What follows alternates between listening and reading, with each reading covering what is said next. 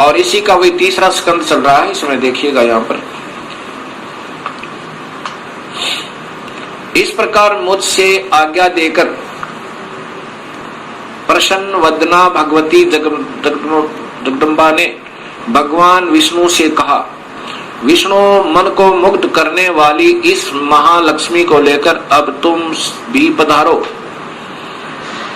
महालक्ष्मी से ब्याह कर दिया, प्रधानता रहेगी, सतोगुण रजगुण गौण रहेंगे, ये गुप्त रहेंगे और वास्तव में तो तमोगुण है। अच्छा, फिर आगे देखना, यहां फिर कहा है, ब्रह्मा जी बोले, कहते हैं कि इस प्रकार कहकर भगवती जगदम्बिका ने हमें विदा कर दिया।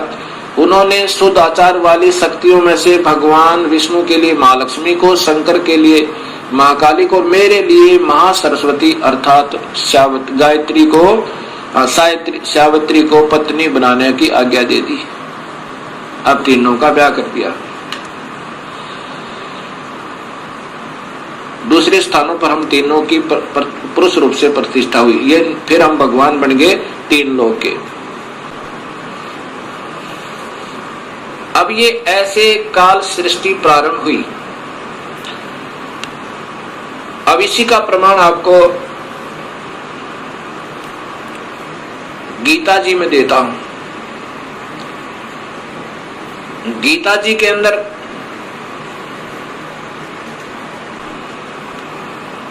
अब देखिएगा, श्रीमद् भगवत गीता, गीता प्रेस गोरखपुर से प्रकाशित,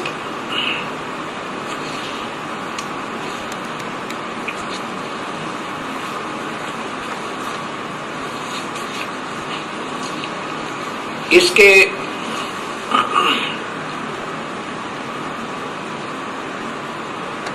गीता प्रेस गोरखपुर से प्रकाशित और इनके टीकाकार हैं श्री जय दयाल गोविंद का,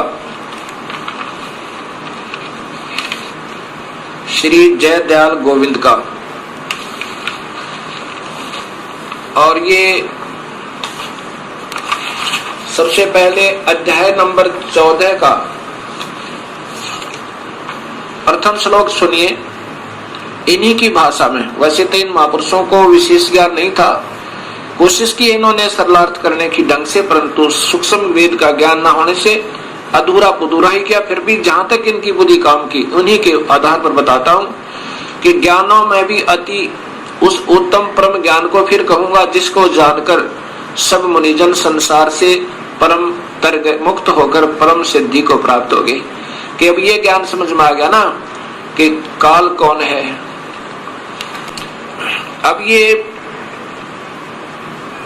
अब ये ब्रह्म भगवान स्वयं ही कह रहा है कि अब वो उत्तम ज्ञान तुझे फिर बताऊं अर्जुन, जिसको समझ गए और फिर मेरे जाल से सब निकलने की चेष्टा करते हैं, वो निकल जाते हैं। अब द्वितीय श्लोक देखो,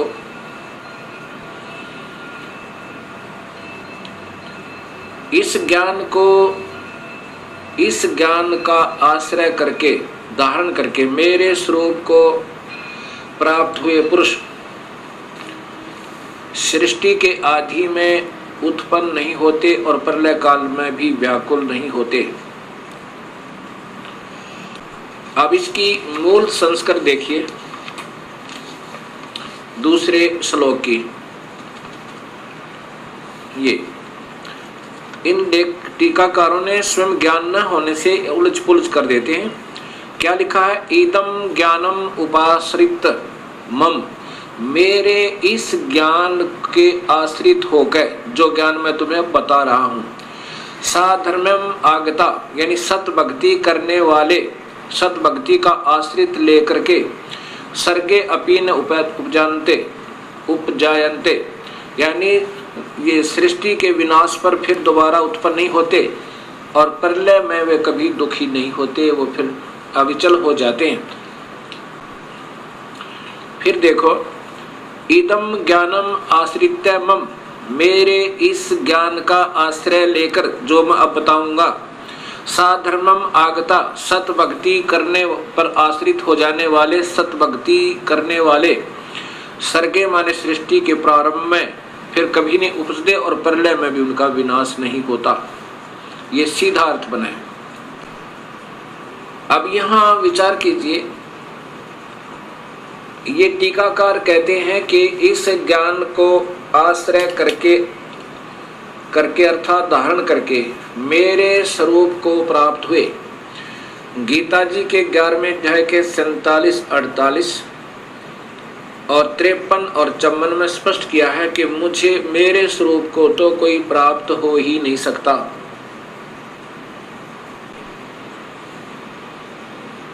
स्वयं ब्रह्म भगवान काल भगवान कहते हैं कि मेरे स्वरूप को तो कोई प्राप्त हो ही नहीं सकता, मेरा ये दर्शन कोई नहीं कर सकता। इसलिए यहाँ जो इन्होंने विचलित कर दिया, फिर भी इन्हीं के आधार पर अगर चलें तो आगे फिर देखिए,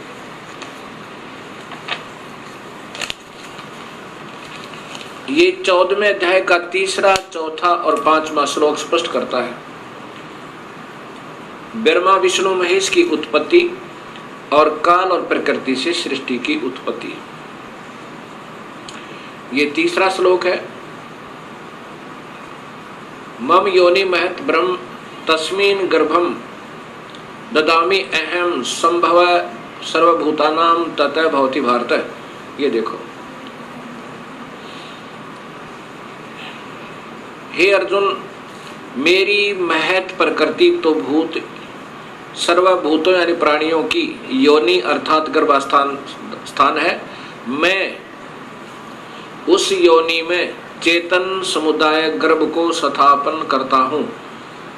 ततः उसके संयोग से, जड़ चेतन जी आप लिख रहे हैं, उसके संयोग से सब प्राणियों की उत्पत्ति होती है। भूतानां मन प्राणियों की। अब 4था श्लोक देखो, हे अर्जुन, नाना प्रकार की सब योनियों में जितने मूर्तियां अर्थात शरीरधारी प्राणी उत्पन्न होते हैं, ये प्रकृति, ये देखो ध्यान से, प्रकृति जो प्रकृति मैंने शब्द वहां बताया था आपको देवी भागवत महापुराण और शिव महापुराण में, ये वो प्रकृति दुर्गा है। दुर्गा तो उन सब की गर्भ धारण करने वाली माता है और मैं बीज स्थापन करने वाला पिता हूं।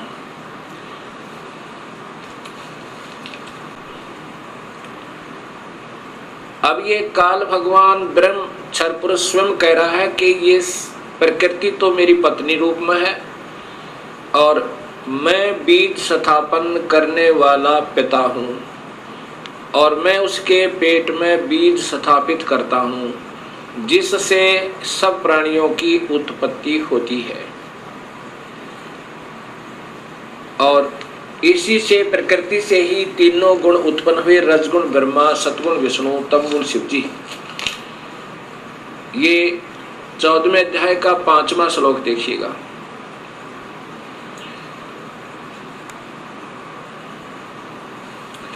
हे अर्जुन,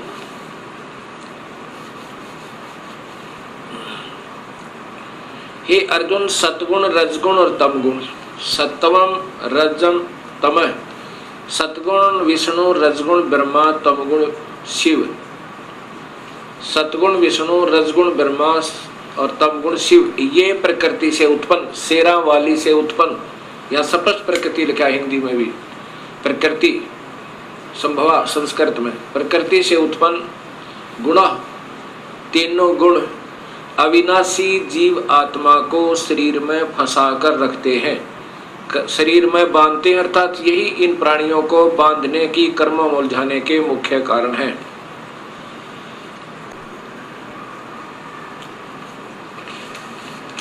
अब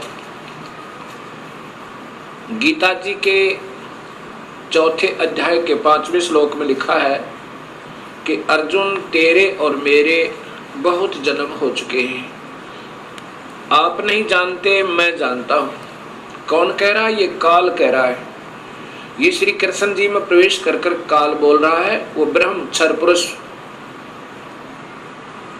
अब यही गीता जी के अध्याय नंबर 3 के श्लोक नंबर 14 में प्रमाण है कि ब्रह्म पूर्ण परमात्मा से, अविनाशी परमात्मा से ब्रह्म की उत्पत्ति हुई। गीता जी अध्याय नंबर 3 और ये श्लोक नंबर 14 और 15 ये इनकी संस्कृत है।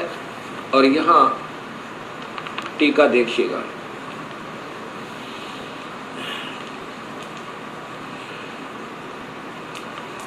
यहां से प्रारंभ होता है। भूतानि माने संपूर्ण प्राणी अन्न से उत्पन्न होते हैं। भवंती, अन्न की उत्पत्ति वृष्टि अर्थात वर्षा से होती है। वृष्टि वर्षा यज्ञ से होती है और यज्ञ होती है कर्म सम उद्भव है। शुभ कर्मों के कारण, भक्ति कर्मों के कारण यज्ञ भक्ति शुभ कर्मों के कारण होती है। कर्म, ये देखो स्पष्ट क्या, कर्म को तू ब्रह्म हो। ब्रह्म माने काल भगवान ब्रह्म से उत्पन्न जान। इन्होंने वेद लिख दिया क्योंकि यहाँ काल लोक में फंसे तो हमें यह कर्म लगे। ब्रह्म और ब्रह्म यानी ब्रह्म, यहाँ ब्रह्म ही लिखना था, इन्होंने वेद लिख दिया। ब्रह्म यानी क्षर पुरुष को, अक्षरम उद्भवम अविनाशी परमात्मा से उत्पन्न जान।